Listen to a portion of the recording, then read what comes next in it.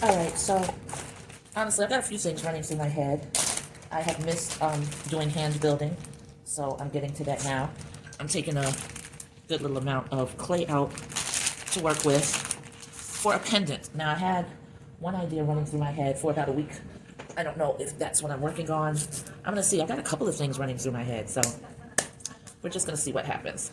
So I'm just gonna sort of palm wedge this clay, clasping my hands together, squeezing it and rolling it to make sure that there are no air bubbles. And I'm doing that several different ways. As you saw, I was just clasping and pressing like that. Spritz it a little, and then I roll it on one end, switch it, and roll on the other end. Eventually I'm going to end up with sort of a ball shape. It's going to get pressed out.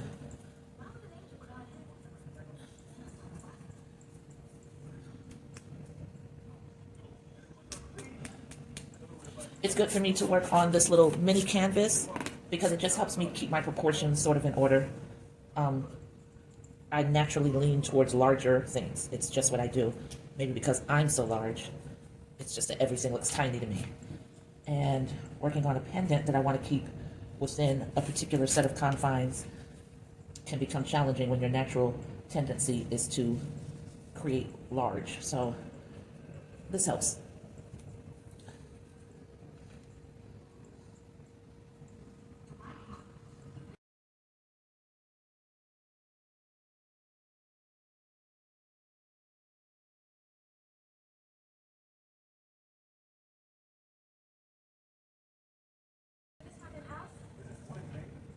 Sometimes you'll find that hand building, just using your fingers, doesn't work out as well as you want it to. And there's absolutely nothing wrong with switching gears and deciding to incorporate your tools.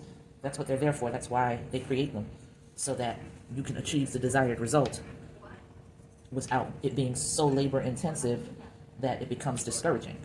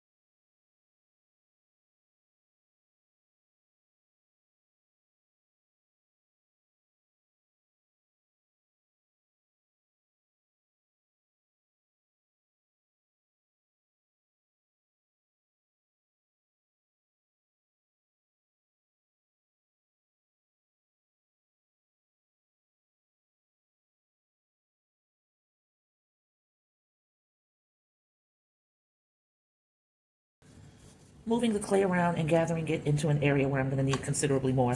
And I'm just using this spatula or spoon-like tool to press and keep the clay compacted so that I don't create a whole ton of air bubbles. I see where I want to bring some more down into here, so I just use the tool to do the same thing, just in a different direction.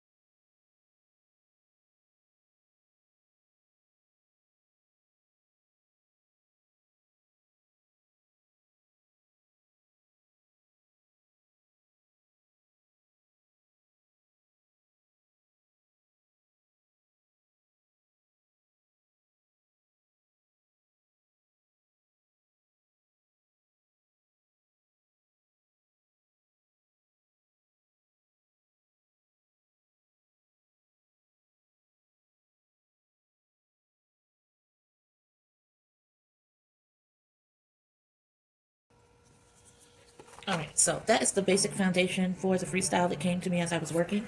I do know that I want to make her pretty architectural, a lot of planes, and very solidly applied curves. So she needs to be in a slightly different form than she is now, a little closer to leather hard so that I can do that. But this is, she's at the foundational point that she needs to be at for the most part. You know, as you stop and look at it from different angles and all of that, you see things that you want to correct. But I think those corrections would best happen at the leather hard portion. So she's going to get to, I don't know, sit for about a half hour. I'm going to take a little break, and then I'll come back and work on this particular pendant. Oh, another thing I need to do now, while I'm thinking about it, is to go ahead and set the hole that why can't I think? Set the hole that the string will go through to accommodate, you know, turning this into a pendant. So that is sort of like try to eyeball what the center part would be so that it can hang fairly evenly. You don't want to put a hole off to this side, of course, because then she's going to slant this way. So I'm just sort of using this stick with one eye closed to gauge what the center of her looks like, and then I'm pressing that stick forward and making an indentation right there. Can you see that? So I made that indentation, and now I know that I can place that hole right about in the center of that.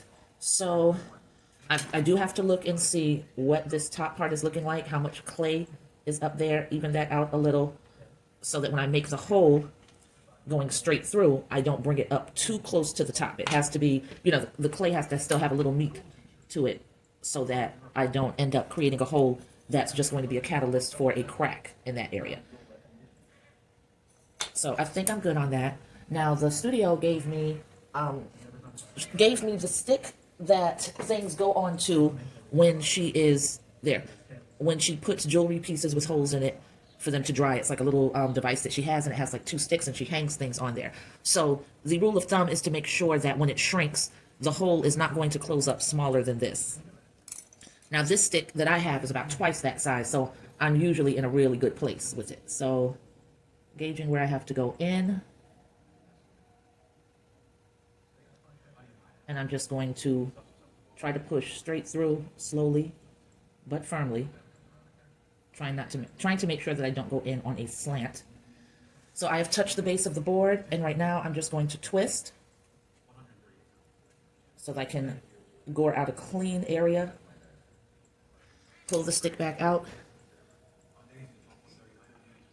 and that is the hole that was created. And again, that's going to shrink some, so, you know, I've just got to be mindful of that. So now I can let her go ahead and dry to the leather hard stage so that I can go in with the designing that I want to do. So we're going to stop right here. I'm not going to bother to clean anything off because I've been sleeping most of the day, far from tired. So I've got this clay that I've pulled off here. So you can see out of that ball of clay that I created how much got taken off. Let me turn that. Yeah, so that's how much got scraped off of it, and that'll just, you know, be applied to the next pendant. I'm probably going to make about 2 before I go to bed tonight. So this is the first freestyled pendant. No name. I don't usually name pendants. I think she's a pretty little piece of work. All right, so we are going to clock this out at 47 minutes. I'm going to go ahead and put the phone on the charger so that my next couple of sessions can be videotaped successfully. As always, I thank you for hanging in there with me, and I'll catch you on the flip side. Peace. All right, I'm back. She's not quite leather hard, but she's good enough to go ahead and start adding in some detail. Definitely not as soft as she was, so that'll work.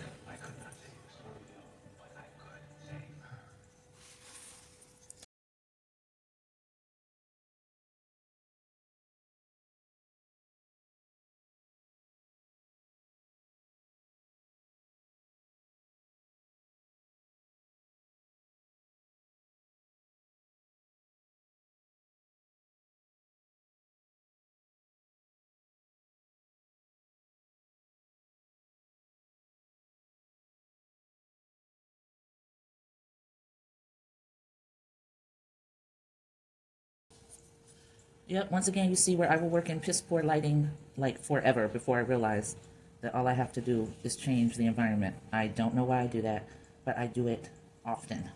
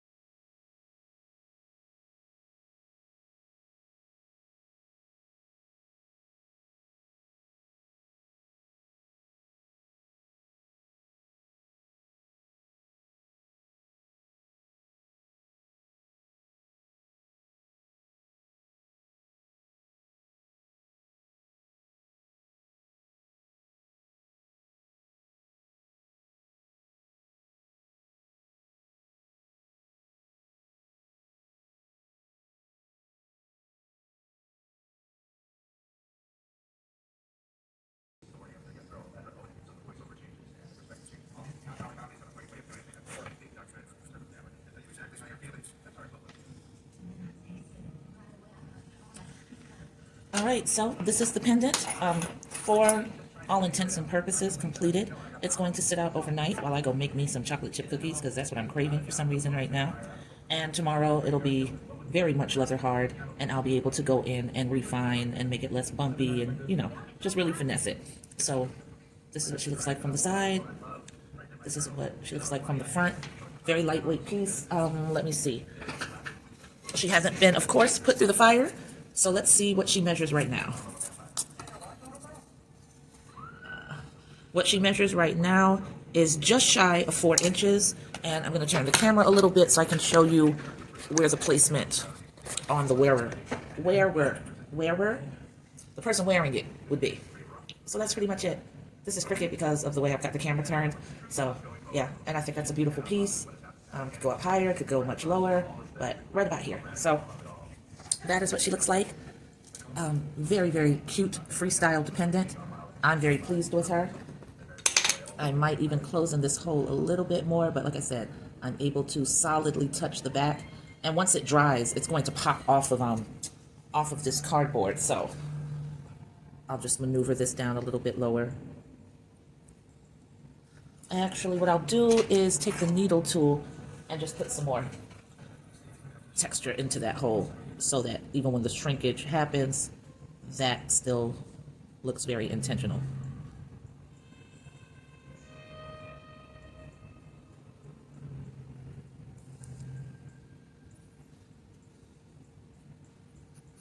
All right, so we'll finesse her tomorrow. Has no name, just a freestyle, and we are clocking out at 45 minutes on her. And I am pleased. So as always, thank you for hanging in there with me, and I'll catch you on the flip side. Peace.